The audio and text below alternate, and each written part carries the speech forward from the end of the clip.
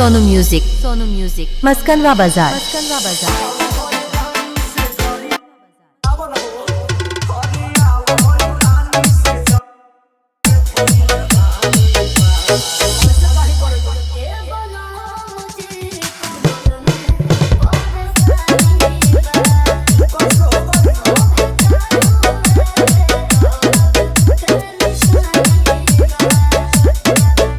मस्कनवा बाजार।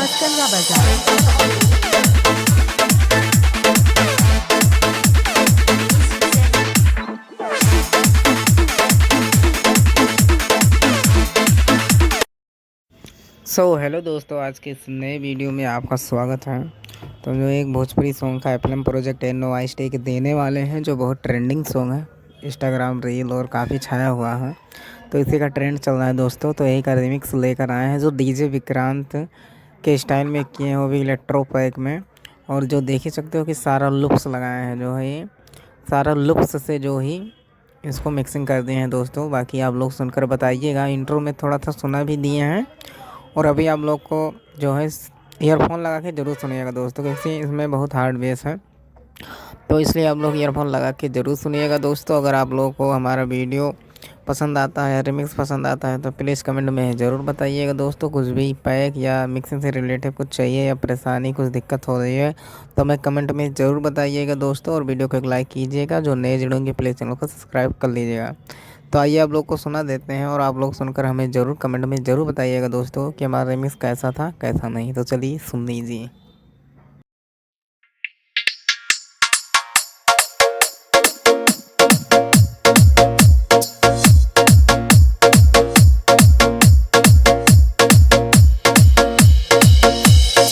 सोनू म्यूजिक मस्कनवा बाजार।